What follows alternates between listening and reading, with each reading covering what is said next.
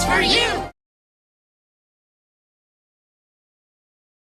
Yeah, definitely. I'm Jason Heymann. I play Nikki, Trekkie Monster, and the Bad Idea Bear. My name is Ashley Bucknam. I am an ensemble member, and I also understudy all of the females in this show.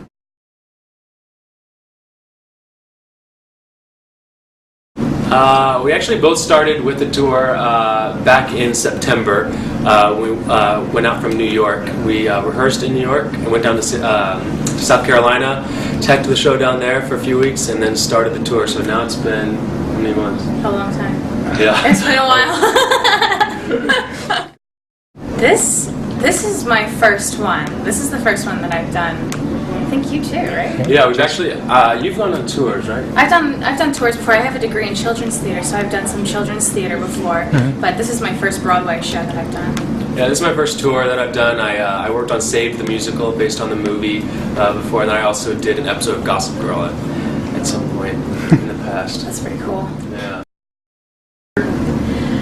No. No, this is not children's theater at all. The slogan is not for the little ones. It has some very adult themes.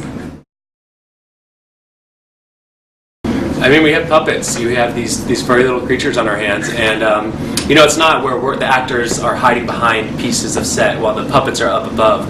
We're actually on stage with the puppets, and we're manipulating the puppets while they're on our hand, and you see both the actor and the puppet at the same time. So it really makes it a different show. It's something that you'll never see ever. It's really one of a kind. It's a spin-off of children's television shows, but then takes it to that adult level, adding this new element of actually watching the actor work the puppet and act at the same time. I think one of the main challenges is making sure that the puppet is alive at all times, even when it's not being spoken to. Something you always have to think about is making sure that it's breathing all the time. A lot of things have to be animated, whereas you don't think about it when you're actually breathing. A puppet actually has to sit on your hand and breathe a little bit so that everyone goes, oh, they're still there. Even when they're singing, too, Jim Henson made something up where usually when you're singing a song, you can just sit here and sing a note, but if you're a puppet, you have to go, ah, just so everyone knows that you're singing and you're enjoying yourself. Yeah, yeah. I don't know what else That's perfect. Yeah. Yeah.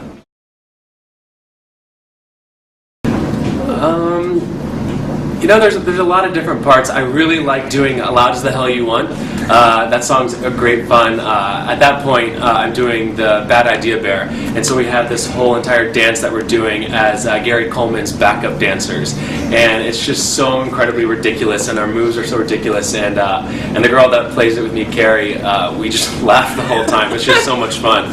We really are cracking up the whole time we do it, and now it's we're into like our 80-something show, and still we can't stop laughing. It really doesn't get old.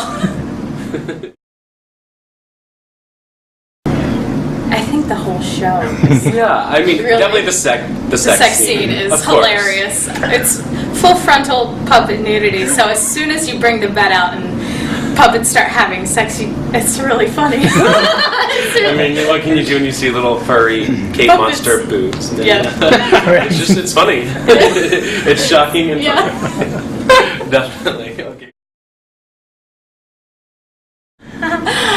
My favorite backstage story was during Loud as the Hell You Want, the puppet sex scene. Right when you're going into the scene, there's a blackout, and the guy who plays Princeton rolls out the bed, and there's naked Kate and naked Princeton on the bed. And one time, naked Kate fell off the bed, so when Jackie went out to put the puppet on, it wasn't there, and it's just a blackout. So she was freaking out and ran off stage, and we have well over like 50 puppets off stage, I think. So she grabbed what she thought was naked Kate and brought it out on stage, and when the lights turn on, it's fully clothed Kate. So she just lifted up the skirt. I thought that was hilarious. Yeah, that was That was pretty bad. Yeah.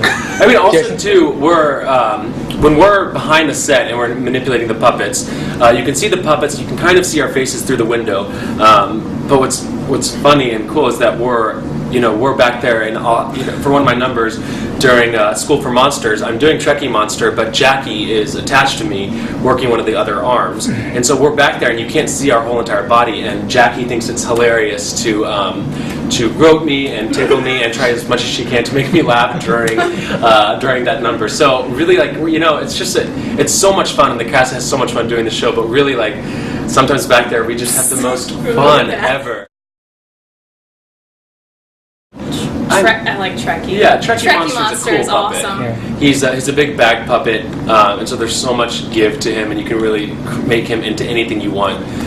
In terms of character, I like Nicky the best. I just think he has the best heart, and not because I play him. I think I've always liked him the best. I just think he's such a good, caring guy, and he really gets screwed over a lot during the play. We live on Avenue Q. This is real life. We live on Avenue Q. You're gonna love it. We live on Avenue Q. Here's your keys. Welcome to